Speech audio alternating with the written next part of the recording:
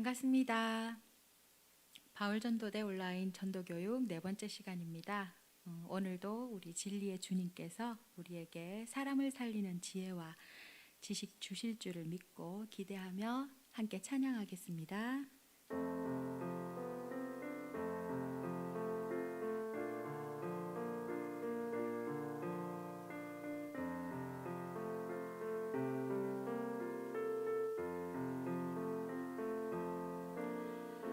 낮엔 해처럼 밤엔 달처럼 그렇게 살 수 없을까?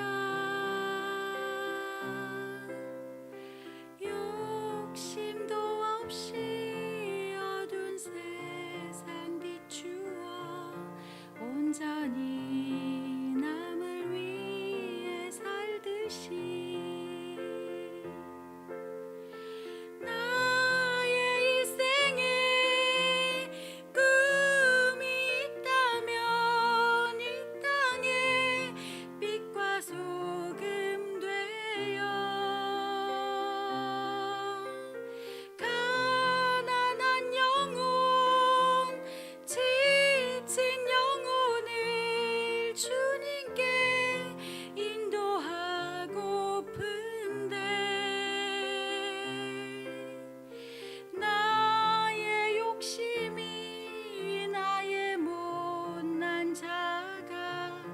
언제나 커다란 짐 되어 나를 짓눌러 맘을 곤곡해 하니 예수여 나를 도와주소서. 예수님처럼 그렇게 살 수 없을까? 남을 위하여 당신들의 온몸을 온전히 버리셨던 것처럼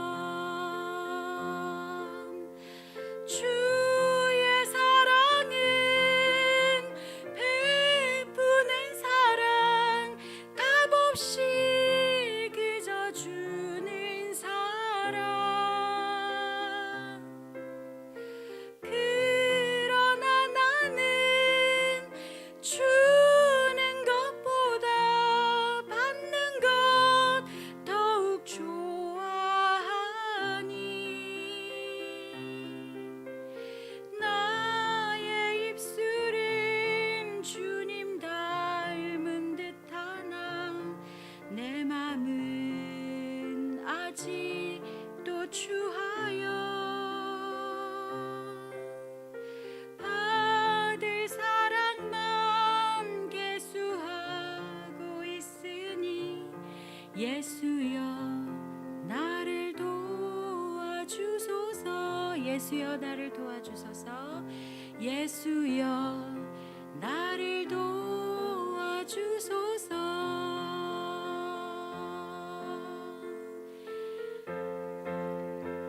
주님의 도우심을 구하며 다 함께 힘차게 선포하며 찬양하도록 하겠습니다. 온 세상 위하여, 온 세상 위하여 나 복음 전하리. 만 백성 모두 나와서 주 말씀 들으라. 죄 중에 빠져서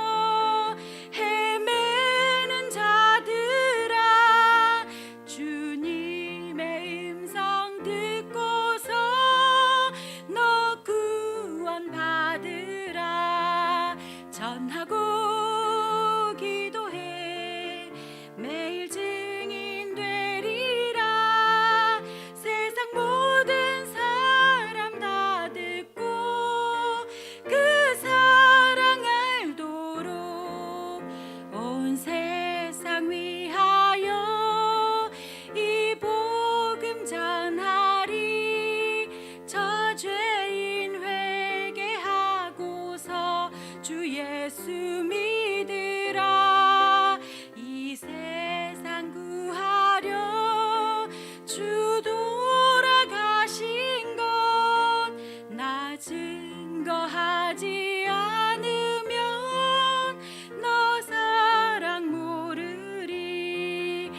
전하고 기도해 매일 증인 되리라. 세상 모든 사람 다 듣고 그 사랑 알도록 온 세상 위하여 주 은혜 임하니 주 예수 이름 힘입어 이 복음 전하자. 먼 곳에 나가서 전하지 못해도 나 어느 곳에 있든지 늘 기도 힘쓰리. 전하고 기도해 매일 증인 되리라. 세상 모든 사람 다 듣고 그 사랑 알도록 온 세상 위하여 주 은혜 임하니 주 예수 이름 힘입어 이 복음 전하자. 먼 곳에 나가서 전하지 못해도 나 어느 곳에 있든지 늘 기도 힘쓰리. 전하고 기도해 매일 증인 되리라. 세상 모든 사람 다 듣고 그 사랑 알도록 세상 모든 사람 다 듣고 그 사랑 알도록. 아멘.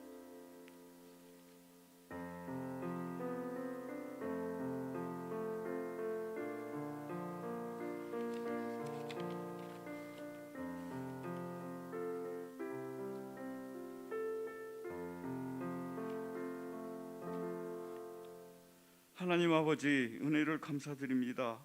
우리를 먼저 사랑하시고 주의 자녀로 삼으신 것을 감사드립니다. 예수 그리스도를 통하여 참 생명과 천국의 소망을 주시고 거듭난 백성이 되게 해주심에 감사드립니다. 하나님 아버지, 온 세상을 품으며 하나님께 헌신하는 선교사님들을 위해 기도합니다. 복음 전파를 위해 편안함과 익숙함을 포기한 이들입니다. 축복하여 주시고 그들의 헌신과 수고를 기억하여 주시옵소서. 선교를 방해하는 영을 물리쳐 주시고 복음을 들은 현지인들이 마음이 활짝 열려 오직 예수 그리스도만이 길이요 진리요 생명임을 고백하는 구원의 역사가 있게 하여 주시옵소서. 사랑의 주님, 코로나 사태가 장기화되면서 소외되고 고통받는 이웃들을 기억하시고 함께하여 주시며 병들고 힘들어하는 가정에 치유와 소망이 넘치게 하옵소서. 그리하여 세상 속에서 하나님의 사랑이심과 긍휼의 풍성하심이 지역 속에서 증거되게 하옵소서. 능력의 주님, 하반기 전도대 온라인 전도 교육을 인도하게 하심을 감사드립니다. 오늘 말씀으로 강의하실 이현석 목사님께 영육간 강건케 하시고 지혜와 능력을 더하여 주시옵소서. 또한 이 시간을 통해서 변화되는 전도 환경에서도 지혜롭게 대처하며 주님 뜻대로 살아가기를 다짐하는 바울 전도대 댁에 은혜 내려 주시옵소서. 전능하신 하나님, 저희 바울 전도대 대원들 모두에게 주님께서 가르쳐 주신 바른 길로 행하게 하시고 크신 능력을 덧입혀 주셔서 어떤 상황에서도 지혜롭게 대처하며 두려워하지 않도록 힘과 용기를 불어넣어 주시옵소서. 이 모든 말씀 예수 그리스도의 이름으로 기도드립니다. 아멘.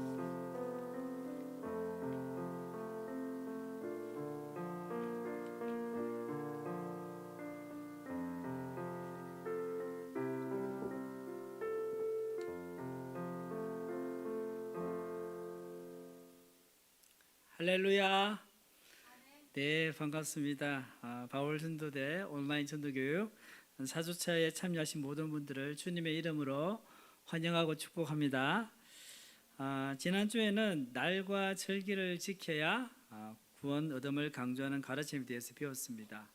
자, 오늘은 네 번째 강의로 새로운 구원을 강조하는 가르침에 대해서 배워보는 시간을 가지도록 하겠습니다.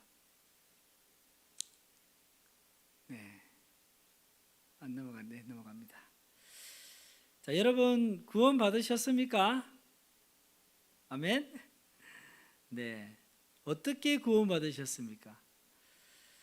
성경은 우리가 어떻게 구원 받았는지 명확하게 말씀하고 있습니다. 에베소서 2장 8절 말씀입니다. 함께 봉독하겠습니다. 너희는 그 은혜에 의하여 믿음으로 말미암아 구원을 받았으니 이것은 너에게서 난 것이 아니요 하나님의 선물이라. 아멘. 이 구절에서 우리가 받은 구원을 설명하는데 중요한 단어가 은혜와 믿음 그리고 선물입니다. 예수님을 믿을 때 은혜로 주어진 선물이 구원이라는 말입니다. 그런데 이단 단체의 잘못된 가르침을 보면 항상 믿음에 더하여 무엇인가를 해야 한다는 것입니다. 믿음으로 온전하지 않다는 말입니다. 그런데 이와 다른 차원의 새로운 구원을 강조하는 이단들도 있습니다. 오늘은 세 가지 주장을 한번 살펴보도록 하겠습니다. 첫째는 비유를 깨달아야 죄 사함을 얻고 구원을 얻을 수 있다는 주장입니다. 대표적으로 신천지 이단이 이 주장을 합니다. 둘째는 마지막 때에 보내실 구원자의 새 이름을 알아야 구원을 받는다는 주장입니다. 신천지와 같이 교주가 있는 대부분의 이단들이 이런 주장을 하고 있습니다. 셋째는 새 피를 받아야 구원을 받는다는 주장입니다. 여러분 아시죠? 통일교라든지 JMS, 정명석 이런 쪽이 새 피를 받아야 구원을 받는다는 주장을 합니다. 그럼 지금부터 하나씩 살펴보도록 하겠습니다. 자, 비유를 깨달아야 죄사함을 받는다라는 주장은요, 신천지 이단의 대표적인 주장입니다. 일반 성도들이 처음 이 말을 들으면 잘못된 가르침을 압니다. 그런데 신천지는 이 주장을 처음부터 말하지 않습니다. 비유를 알아야 죄사함을 받는다는 주장을 하기 위해서 사전에 치밀한 논리를 만듭니다. 그들이 주장하는 치밀한 논리들을 지금부터 한번 살펴보겠습니다. 첫째, 성경은 어떤 책인가 이렇게 물어보면 성경은 하나님께서 택하신 선민과 약속한 언약서인데 구약은 육적 이스라엘인 유대인과 맺은 약속이고 신약은 예수님께서 영적 이스라엘인 그리스도인과 맺은 약속이라고 주장합니다. 여기까지는 크게 이상한 것이 없는 것 같이 보이죠, 그죠? 두 번째 주장을 봅시다. 둘째는 성경의 내용은 역사, 교훈, 예언으로 나눈다. 자, 여기서부터 약간 이상한 느낌을 받지 않습니까? 자, 이들은 역사는 이미 성취된 과거의 내용이다라고 합니다. 이것은 이들이 성경의 모든 내용을 예언의 성취로 본다는 전제로 가지고 있음을 알 수 있습니다. 그리고 교훈은 항상 있는 영원한 것으로 하나님의 사람으로 온전하고 지혜롭게 하도록 하기 위함이라고 합니다. 그리고 예언은 장래에 있을 일을 미리 글로 기록한 내용이라고 합니다. 여기서 이들이 예언에 대한 왜곡된 개념을 가지고 있음을 알 수 있습니다. 원래 예언이라는 것은요, 선지자가 하나님의 뜻, 하나님의 말씀을 대언하는 것입니다. 하나님의 말씀을 대언하다 보면 미래에 대한 부분도 말할 수 있겠죠, 그죠? 그렇다고 예언을 장래에 있을 일을 미리 글로 기록한 내용으로 단정하는 것은 잘못된 주장입니다. 셋째는 예언은 그 약속이 이루어질 때 반드시 성취되는 실상으로 나타납니다. 그러니까 신천지 이단에서는 이 실상이 굉장히 중요한 거예요. 실상이란 말을 많이 합니다. 이들은 성경의 다양한 문학적 장르나 내용을 무시한 채 예언에만 초점을 맞춥니다. 그리고 신구약 성경을 자신들의 논리의 틀 안에 가두어서 진리인 양 가르칩니다. 이들은 구약의 예언은 신약에서 예수님의 초림을 통하여 성취되었다고 합니다. 이건 좀 비슷하죠, 그죠? 그리고 구약의 예언의 실상이, 이 신천지에서 자주 쓰는 단어 실상이 예수님이라고 말합니다. 그리고 그 예수님이 장차 다시 오실 때 일어날 장래의 일을 예언으로 남겨주셨는데 그것이 신약 성경이라고 주장합니다. 그 중에서도 요한계시록. 그렇다면 신약의 이 예언은 어떻게 이루어질까요? 그들의 주장을 계속 한번 들어보겠습니다.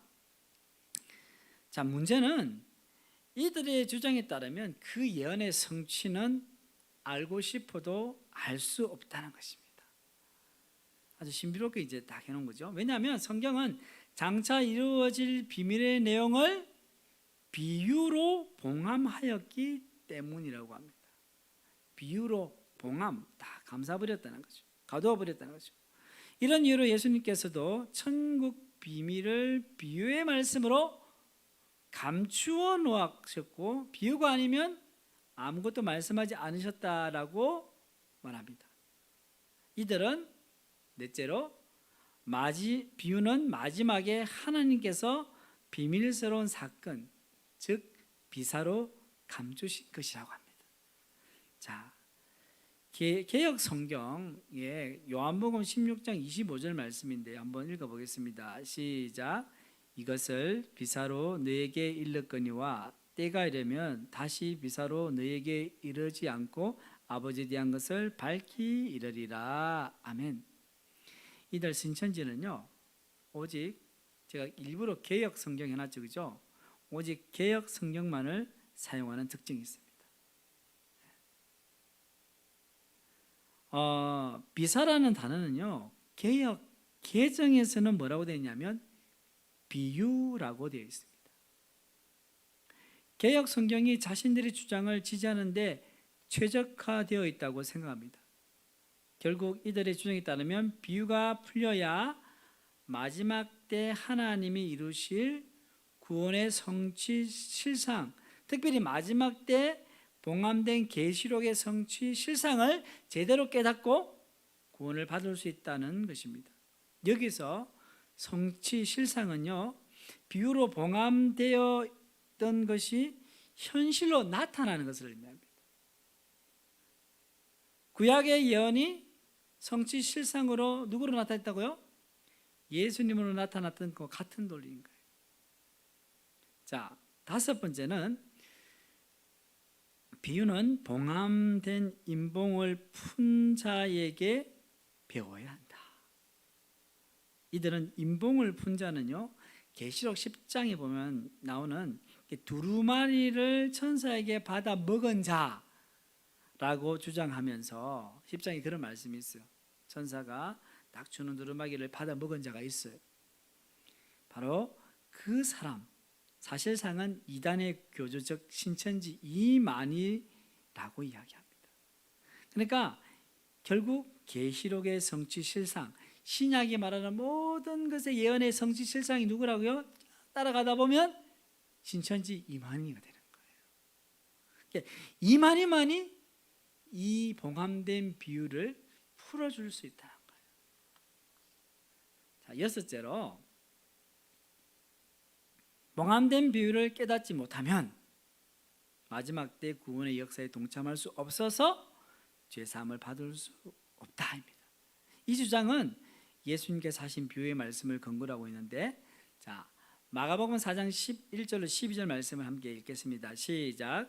이르시되 하나님 나라의 비밀을 너에게 주었으니 외인에게는 모든 것을 비유로 하나니 이는 그들로 보기는 보아도 알지 못하며 듣기는 들어도 깨닫지 못하게 하여 돌이켜 죄사함을 얻지 못하게 하려 함이라 하시고, 죄사함을 받지 못하면 구원을 받지 못하고, 따라서 비유를 깨달아야 죄 사함을 받고 구원을 얻게 된다는 말입니다. 이게 이제 신천지인들의 주장인데, 자, 비유의 참뜻을 깨닫는 여부가 죄 사함과 구원을 좌우한다는 거예요. 그러니까 신천지에 있는 이만희가 중요한 거예요. 이 교주만이 이 비유를 풀 수 있다는 거예요. 자, 이제부터는 이 비유와 제사함에 대한 신천지 이단의 주장에 대한 반증을 한번 해보도록 하겠습니다. 자, 먼저 비유는 쉬운 것이지만 수수께끼 같기도 하다. 자, 신천지 이단에서 뭐라고 얘기했죠? 비유는 감추어졌기 때문에 아무나 풀 수 없다, 그죠? 이해할 수 없다는 거예요. 그런데 아니라는 거예요.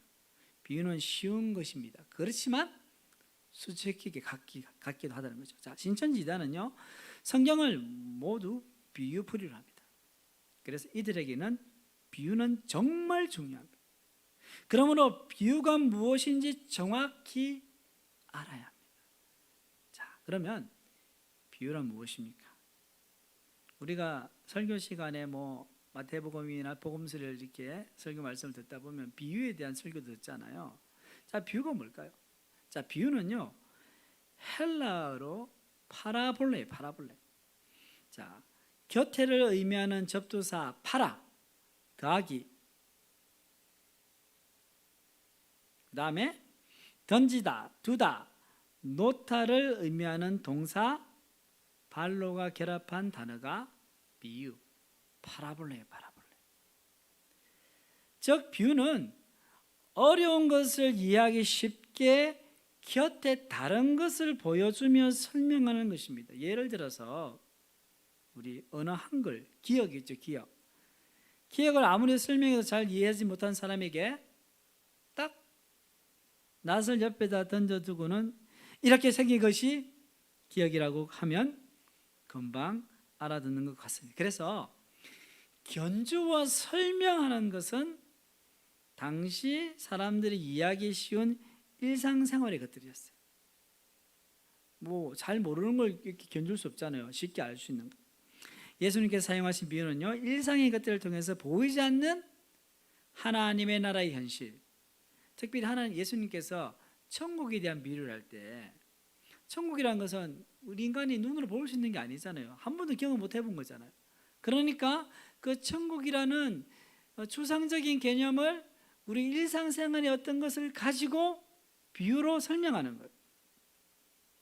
그래서 여기에서는 일상의 소재인 사람의 활동이라든지 동식물, 사물이 포함되는데, 시피년부에서 밭, 씨앗, 가라지, 여러분 누룩 비유 알죠? 누룩. 그리고 거물, 진주, 포도, 양, 염소, 무화과나무. 예수님께서 사용하신 비유들에 보면 다 우리가 쉽게 알 수 있는 것들이었습니다. 자, 그런데 예수님의 비유가 알아듣기 쉬운 비유였을까요? 아니면 어려운 비유였을까요? 사실 예수님 당시 사람들은 비유를 들었을 때 쉽게 알아들었습니다. 마태복음 13장은 천국 비유장인데 예수님께서 천국 비유의 말씀을 다 하시고 마지막에 제자들의 반응을 물어보셨어요. 마태복음 13장 51절 말씀인데 함께 읽겠습니다. 시작. 이 모든 것을 깨달았느냐 하시니 대답하되 그러하오이다. 자, 이것을 볼 때 제자들은 대체로 예수님의 비유를 듣고 깨달았다는 거예요. 마태복음 13장에 이 천국장이죠. 모두 7개의 비유가 나오는데 그 중에서 예수님께서 친히 비유를 풀어주신 것은 2개입니다. 그것은 씨 뿌리는 비유와 가라지 비유입니다. 나머지 비유는 제자들뿐만 아니라 예수님의 적대자 서기관과 바리새인들도 듣고 바로 알았습니다. 마태복음 12장 12절, 마가복음 12장 12절 말씀을 함께 읽겠습니다. 그들이 예수의 이 비유가 자기들을 가르쳐 말씀하신 줄 알고 잡고자 하되 무리를 두려워하여 예수를 두고 가니라. 아멘. 그런데 비유를 의미하는 히브리어 마샬은요, 수수께끼라는 의미를 가지고 있다고 합니다. 너무나 쉬운 비유가 때때로는 수수께끼처럼 이해되지 않을 때가 있습니다. 우리도 그렇잖아요, 그죠? 나는 여기 여러 사람들은 잘 이해를 하는데 어떤 사람도 이해가 안 돼. 그럼 어떻게 돼요? 이해를 한 사람이 설명을 해줘야 되잖아요. 마찬가지입니다. 예수님께서 말씀하신 여러 비유 중에 대부분의 제자들이 듣자마자 바로 알았지만 씨 뿌리는 비유하고 가라지 비유와 같은 것은 잘 이해되지 못해서 예수님께 해석을 요청했었어요. 왜 어떤 것은 이해가 쉽고 어떤 것은 이해가 어려울까요? 그것은 비유 중에 어떤 것은 감추고 어떤 것은 드러났기 때문입니까? 신천지가 이야기하는 뭐예요? 감춰져 있다는 거예요. 아닙니다. 그것은 비유 자체가 가진, 여기서 조금 어려운 말을 쓰는데 은유성과 투명도 정도에 기인하기 때문입니다. 한번 따라 가보겠습니다. 자, 그렇다면 우리가 비유를 올바르게 이해하기 위해서는 자, 무엇을 알아야 될까요? 자, 네 가지, 비유의 열쇠 네 가지를 한번 살펴보겠습니다. 첫 번째로 비열쇠의 첫 번째가 뭡니까? 투명도. 여러분, 투명도 이야기하면 여기 이제 창문을 여러분 보시면 좋을 것 같아요. 창문에 먼지가 끼고 때가 많이 끼면 투명도가 어떻습니까? 떨어지는 거죠. 그런데 깨끗하게 창문 닦는 세정액으로 해서 깨끗하게 닦으면 굉장히 맑아지겠죠. 그런 투명도를 이야기를 합니다. 자, 비유 이해에 이 명료성이라는 단어가 나오는데 이 명료성은 뭐냐면요, 얼마나 명확히 이해되는가요.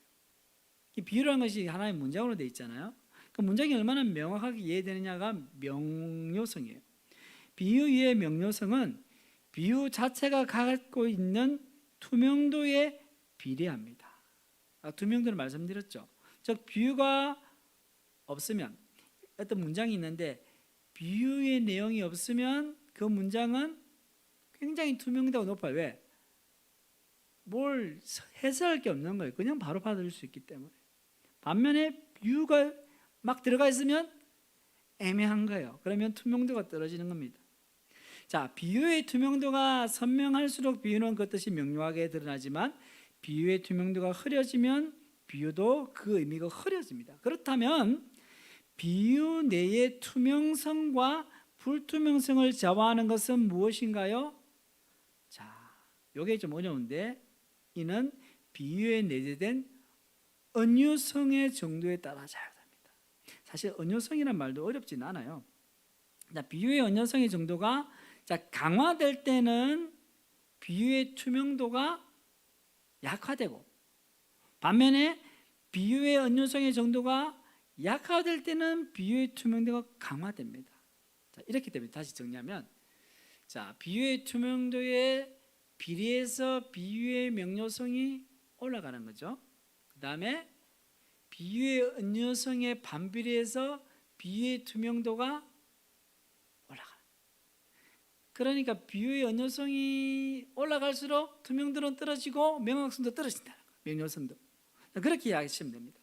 자, 그러면 이 표를 보시면서 이 표의 예문을 보면서 한번 설명을 쉽게 한번 이해했으면 좋겠습니다. 여러분들 1번 문장 보시면 그 사람이 내 동생에게 말을 걸었다. 자, 여러분들 이해하시는데 어려움이 있습니까? 그래서 투명도가 굉장히 강한 거예요. 은유성은 없어요. 1번 문장. 자, 2번 문장은 그 여우 같은 자가 내 동생에게 말을 걸었다. 2번 문장 어떻습니까? 이 비유 중에서도 직유법이 사용됐어요. 은유성이 약간 가미되었는데 문장의 투명도가 조금 약화되었습니다. 그 사람의 특징을 여우의 한 특징인 교활함으로 연결하고 있어요. 3번 문장은 뭐예요? 그 여우가 내 동생에게 말을 걸었다 입니다. 3번 문장은요, 비유 중에서도 은유법을 사용하여 은유성이 강화되었기 때문에 문장의 투명도가 약화되었습니다. 그 여우가 누구를 가르치는지가 모호합니다. 2번 문장에서 여우 같다면 누구를 가르치는 거예요? 여우 같은 그 사람을 가리킨다는 거죠. 그런데 3번은 어떻습니까? 누군지 몰라요. 모호합니다. 여기서 범주 위반, 이것도 이제 전문 용어인데 범주 위반이라는 의미 충돌이 일어납니다. 자, 보세요. 여우는 짐승이고 내 동생은 사람이기에 이런 표현으로 새로운 의미를 형성되는 거예요. 짐승이 사람에게 말하는 것처럼 되니까 많은 해석들이 나올 수 있잖아요. 즉 주어인 여우에 대한 다양한 해석이 가능하기 때문에 문장의 투명도는 상당히 떨어지게 됩니다. 4번 문장을 보십시오. 그 여우가 까마귀에게 말을 걸었다. 예. 4번 문장은요. 주어도 언유, 여우죠. 대상도 언유, 까마귀이기 때문에 문장이 현실에 무엇과 연결되어 견주는지 불투명합니다. 뭘 이야기하는지 몰라요. 이처럼 비유가 현실에 접점 없이 보조관념으로만 채워진 것, 저게 뭔지를 모르고 어떤 보조, 저기 설명이잖아요. 보조관념으로 채워진 것을 알레고리라고 해요. 알레고리. 이 알레고리는 우리 이제 수사법으로 이야기해 풍류법을 얘기해요. 풍류법. 자, 풍류법은 뭐냐면 언유와 같이 형체가 있는 구체적인 대상을 이용해서 정신적, 심리적, 추상적인 지적 개념을 표현하는 수사법이에요. 이솝 우화 있죠.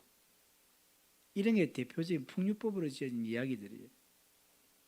이렇게 여우와 까마귀 같이 현실에서 무엇을 가리키는지 알 수 없을 때 알레고리가 본래 의도하고자 했던 것이 무엇인지 파악하는 것이 중요한 거예요. 그래야지 해석을 잘 할 수 있죠. 자, 그렇지 않으면 알레고리 해석은요 자칫 전혀 다른 해석을 나올 수 있습니다. 그래서 이런 경우에는 문장 안에서 현실의 접점을 찾을 수 없다면 이 비유를 감싸고 있는 비유의 문장을 감싸고 있는 전후 문맥을 살펴서 현실의 접점을 찾아내야 합니다. 자, 문맥을 통해서 저자가 알레고리를 사용한 본래의 의도를 찾아야 합니다. 예를 들면 마태복음 13장이 천국 비유잖아요. 그 전체 맥락이 뭡니까? 주제가 하나님 나라예요. 하나님 나라.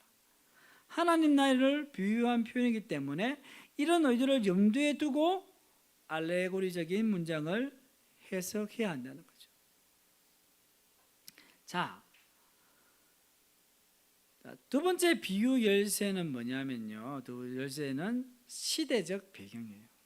자, 비유를 이해하는 데 중요한 것은요. 비유로 대조하는 사물, 동물, 식물 등의 배경과 상황을 충분히 이해하는 것입니다. 무엇보다도 비유가 그 특성을 드러내고자 대조하는 것에 대한 시대적, 상황적 이해가 필요합니다. 예를 들면 마태복음 11장에서 예수님께서 세례 요한을 두고 제자들에게 다음과 같은 말씀을 하셨어요. 마태복음 11장 7절 말씀을 함께 읽겠습니다. 시작. 너희가 무엇을 보려고 광야에 나갔더냐? 바람에 흔들리는 갈대냐? 자, 여기서 바람에 흔들리는 갈대라는 표현은 현실의 어떤 실체에 대한 비유입니다.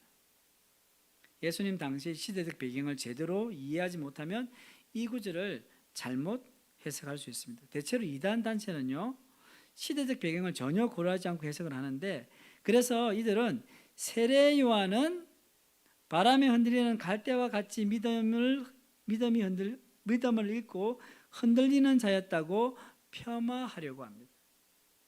특별히 신천지는요 예수님의 전임자였던 세례 요한이 결국 예수님을 배신한 배도자라는 억지 논리를 만들기 위해서 이 비유를 근거로 삼고 있습니다. 그런데 이들이 바람에 흔들리는 갈대를 흔들리는 믿음으로 해석한 근거는 무엇일까요?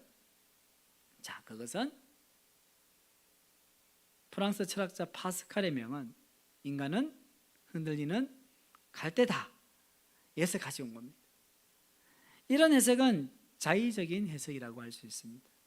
그렇다면 예수님 당시 시대적 배경에서 바람에 흔들리는 갈대는 무엇일까요?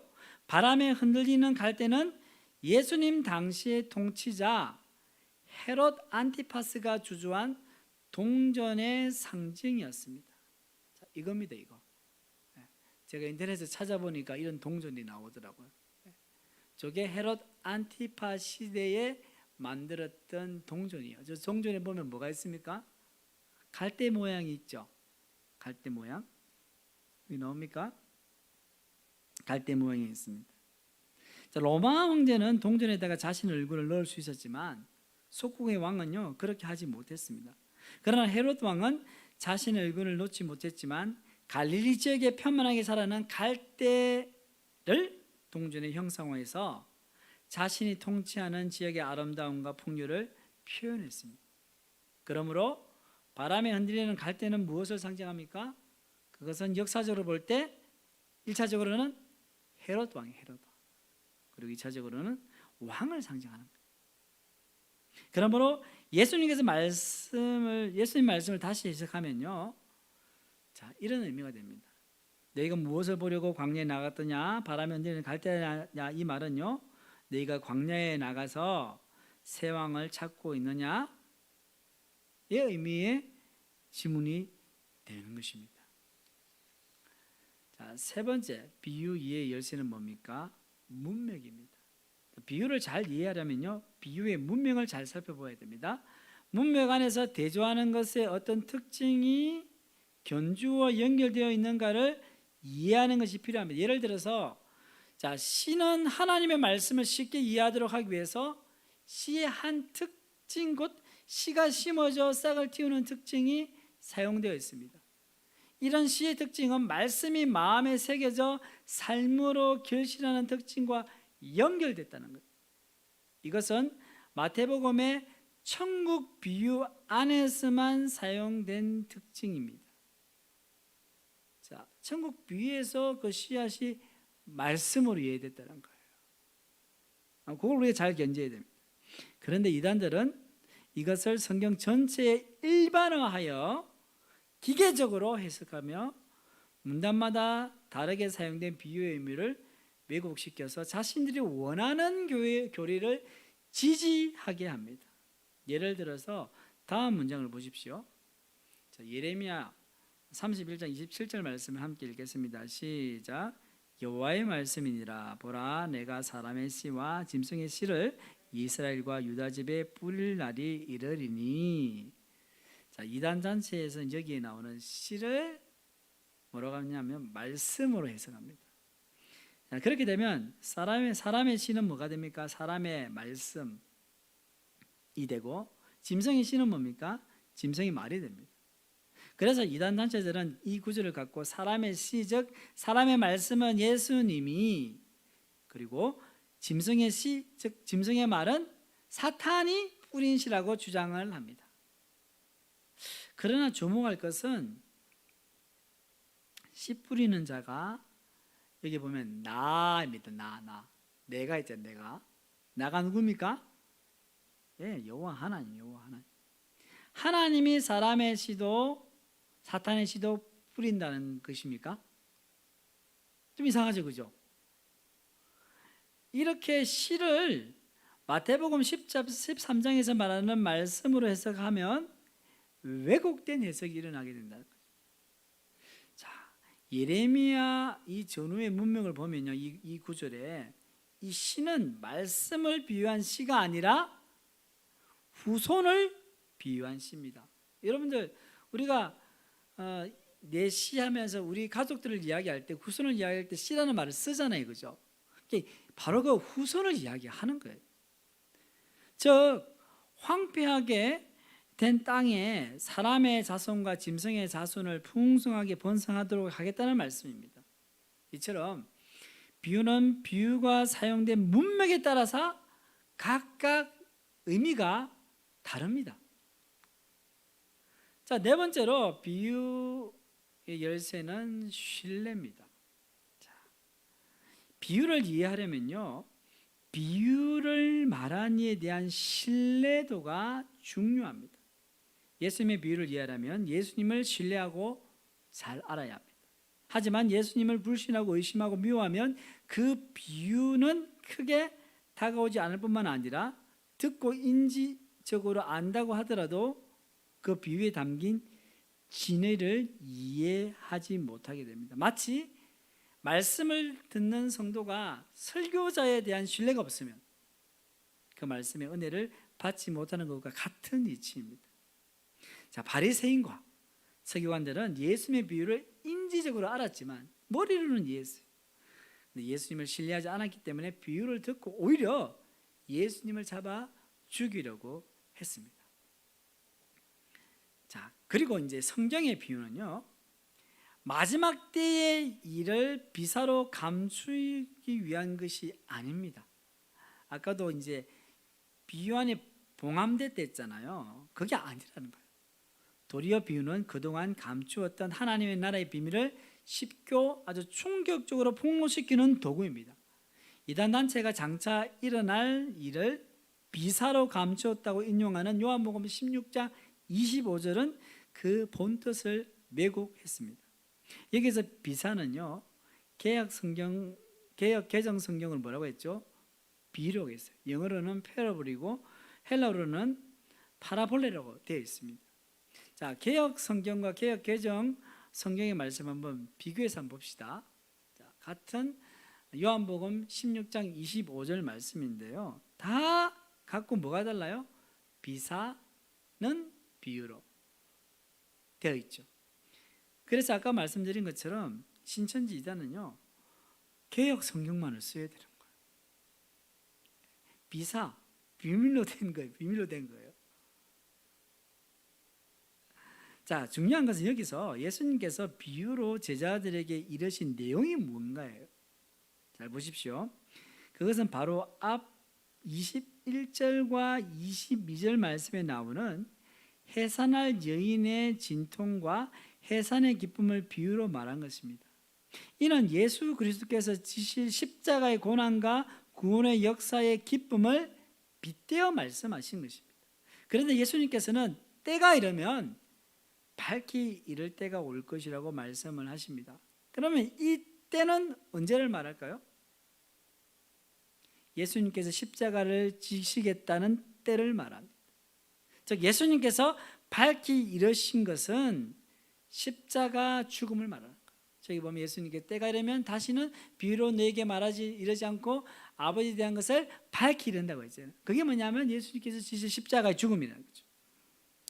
자, 이는 요한복음 16장 28절 말씀 한번 같이 읽겠습니다. 시작.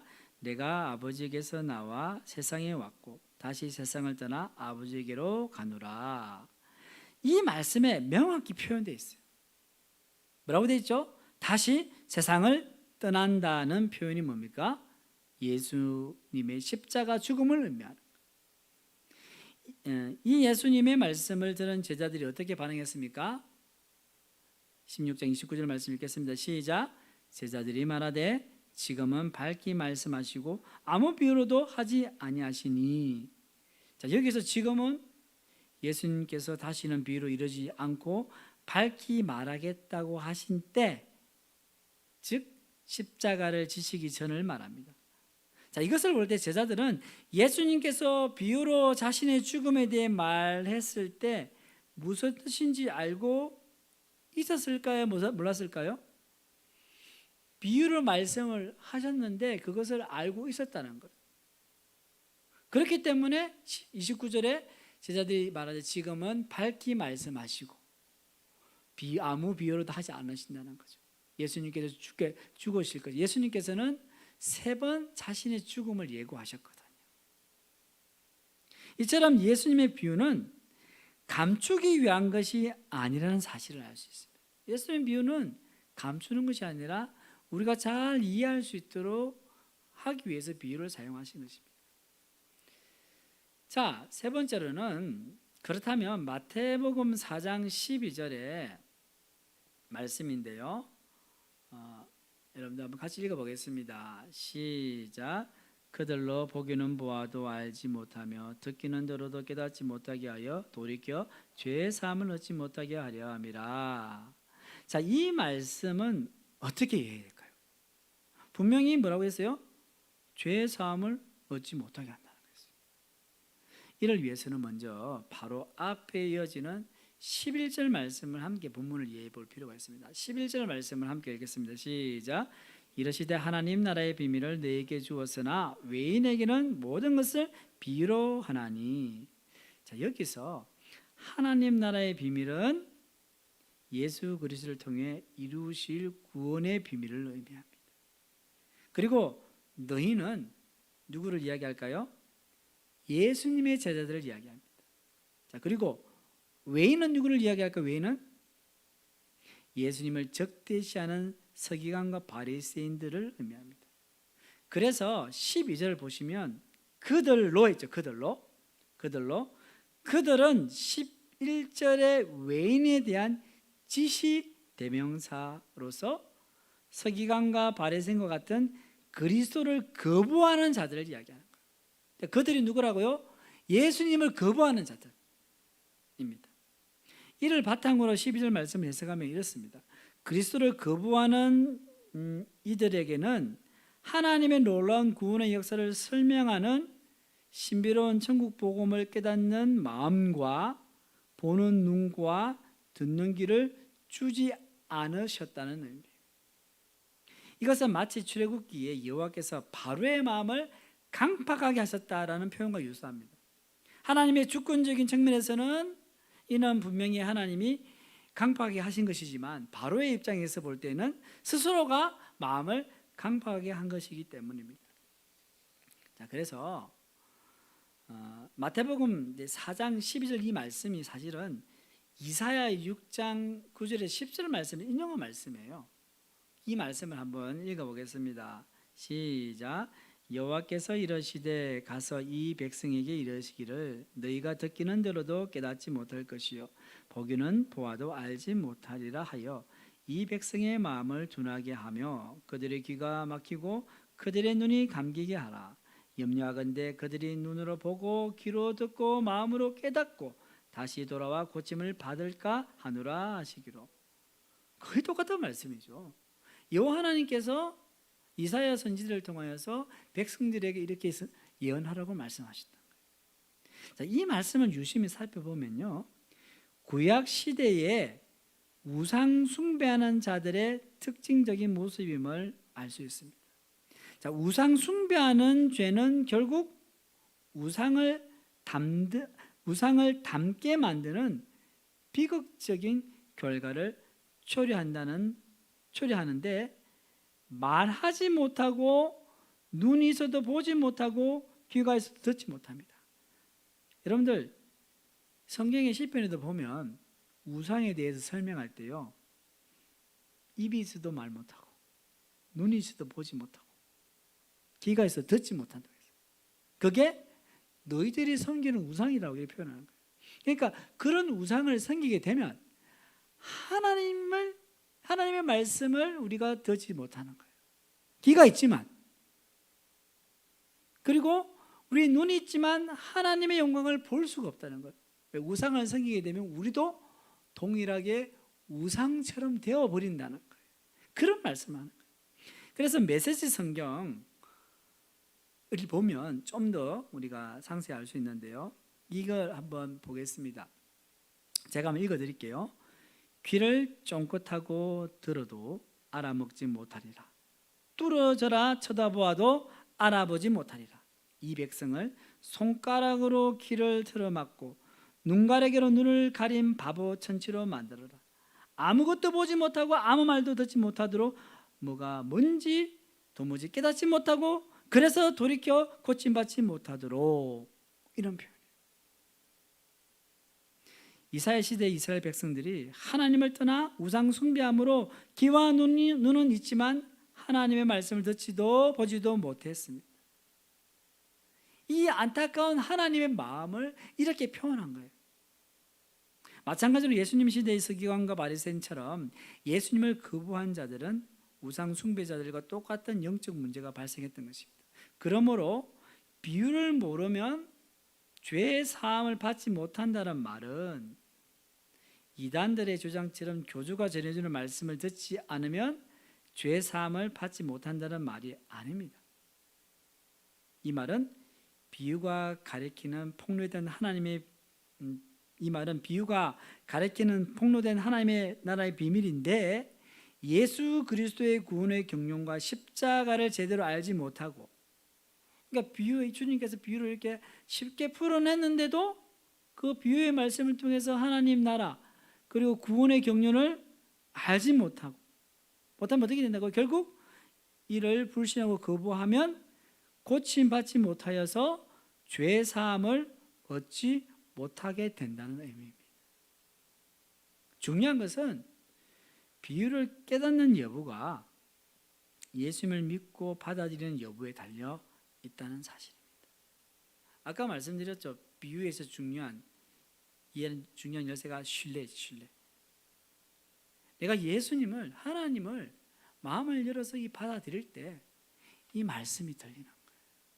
하나님께서 우리에게 보여주시는 뜻을 볼 수가 있는 거예요. 그러니까 하나님을 믿고 안 믿고가 하늘과 땅 차이인 거예요. 예수 안 믿는 사람들 예배당에 와서 말씀을 듣잖아요. 믿지 않으면 그 말씀이 들리지 않는 거예요. 너무 안타까운 거죠. 그러니까 우리 성도님들 중에서도 예배당에 와서 예배를 드리지만 인격적으로 지금 만나지 못한 분들은요, 그 많은 말씀을 들어도 아무런 영향을 끼칠 수 없는 거예요. 바로 그런 의미를 이야기합니다. 자, 지금까지 비유를 깨달아야 죄사함을 받는다는 잘못된 이단 교리에 대해서 이제 살펴보았습니다. 자, 그러면 크게 두 번째로, 새 이름을 믿어야 구원을 받는다. 자, 대부분의 이단 단체들은 마지막 시대에 하나님이 주실 새 이름을 믿어야 구원을 얻는다고 주장합니다. 자, 이들의 주장에 따르면 하나님께서는 아담으로부터 세상 종말까지 시대를 세 시대로, 즉 성부 시대, 성자 시대, 성령 시대로 구분하셨다는 겁니다. 자, 다음 도표를 한번 보십시오. 하나님은 시대별로 세 시대가 있는데 시대별로 다른 이름으로 오셨다는 거죠. 아버지로 하나님의 이름, 성부 하나님이죠. 뭐로 오셨어요? 여호와. 구약 성경에는 하나님을 뭐라 불러요? 여호와 하나님 이렇게 부르잖아요, 그죠? 그리고 아들로서 하나님의 이름은 뭐라고요?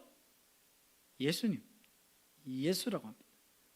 자, 그러면 마땅히 성령의 이름은 마지막 시대에 성령의 이름으로라고 했으니까, 여러분 성령의 이름으로 말이 있잖아요. 성경에 성령의 이름으로 세례를 주고, 자, 성령의 이름으로 라고 했으니까 성령도 이름이 있다고 생각하는 거예요. 여기서 좀 재밌죠, 그죠? 성부, 성자, 성령이 있는데 성부의 이름은 뭐라고요? 여호와. 성자의 이름은 예수. 성령의 이름은 물음표. 이게 이제 이단들의 주장인 것입니다. 자, 그러면 성령은 다른 이름으로 오셔서 구원을 베푸신다고 주장합니다. 결국 이단들은 그 성령의 이름으로 교주의 이름을 내세웁니다. 자, 신천지에는 누굴요? 이만희가 성령의 새 이름이 되는 것이고, 하나님 교회에서는 누구요? 안상홍이 성령의 새 이름이 되는 거예요. 이것은 삼위일체론에 대한 심각한 왜곡을 보였습니다. 여러 가지 이제 삼위일체론에 대한 왜곡된 이론들이 있는데, 이제 오늘 이건 뭐냐면요, 이것을 양태론적 삼위일체론이라고 합니다. 양태론적 삼위일체론. 어려운 말인데 쉽게 말해서 뭐냐면, 한 분의 하나님이 세 가지 역할을 하신다는 거예요. 이것은 한 분 하나님은 인정하지만 삼위 하나님을 인정하지 않는 거예요. 자, 이걸 한번 보십시오. H2가 물이잖아요. 물 분자죠. 구조죠. 자, 마치 물을 액체 상태에서는 있을 때는 물이죠. 그리고 100도씨 이상을 끓이면 수증기. 영하로 내려가면 뭡니까? 얼음이라고 부르는 것과 마찬가지입니다. 자, 같은 물이라도 액체, 기체, 고체 상태일 때 형태와 이름이 각각 다르다는 거예요. 자, 형태, 이름이 다 다르죠. 물, 수증기, 얼음. 위에는 여호와, 예수 세 이름, 이동교주 이름 이렇게 되는 거죠. 자, 그러나 그 안에 성부는 뭡니까?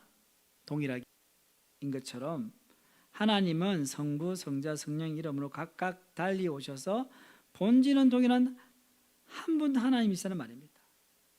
이게 양태론적 삼위일체론. 그런데 건강한 삼위일체론은 뭐냐면 잘 들어보세요. 성부, 성자, 성령의 각각 독립된 위격의 하나님을 인정합니다. 동시에 본질적으로 한 하나님 되심을 인정하는 것이 건강한 삼위일체론. 이단들은요, 이 삼위일체 되시는 하나님을 삼신론, 삼위일체와 삼신론은 다릅니다. 삼위일체는 세 분 하나님이 한 분이라는 거고, 삼신론은 뭐예요? 성부, 성자, 성령 세 분이라는 거냐. 이렇게 주장하든지 아니면 단신론, 삼위일체가 아니고 삼위 같지만 하나다. 이게 뭐냐면 양태론적 삼위일체론. 이렇게 주장하는 거예요. 이런 잘못된 교리에 근거해서 이들은 이단 교주를 하나님이라고 주장하는 거예요. 참 어처구니 없는 일이 아닙니까? 그리고 무엇보다도 삼위일체 하나님은 성경을 자세히 보시면요, 구약시대, 신약시대 모두 함께 역사하셨어요. 창조하실 때도 마찬가지. 지금도 성부, 성자, 성령 하나님께서는 이 세상을 함께 주관하시는 거예요. 단지 지금의 시대는 성령 하나님께서 주도하신다는 거죠. 그렇기 때문에 오직 예수 그리스도 외에 다른 이름을 구원자로 주신 적이 한 번도 없어요. 그렇기 때문에 다른 구원자가 있다고 말하는 것은 성경의 진리에 어긋난 이단 가르침입니다. 결국 신천지 이단도요, 처음에 이만희가 구원자다라고 이야기 안 해요. 아까 말씀드린 그런 일련의 모든 과정을 비유풀이를 하다 보니까 다 맞아 들어가게 되는 거예요. 자, 마지막으로 새 피를 받아야 구원을 받는가? 자, 어떤 이들은요, 구원의 필수 조건으로 새 피를 받을 것을 주장합니다. 이들은 죄 가운데 있는 인간에게는 아담과 하와 이후로부터 죄의 피가 흐른다고 주장합니다. 자, 여러분들 죄의 피가 흐른다고 하니까 뭔가 좀 맞는 것 같죠, 그죠? 내가 죄인이니까.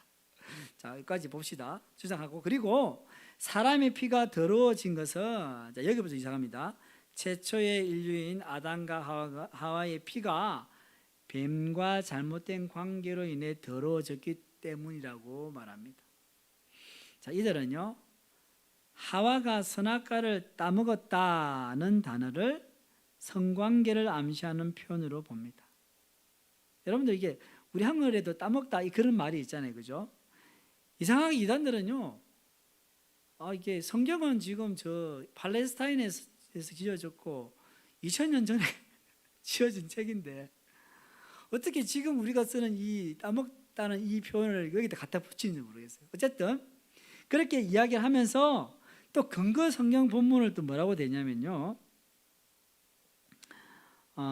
이들은 이렇게 얘기합니다.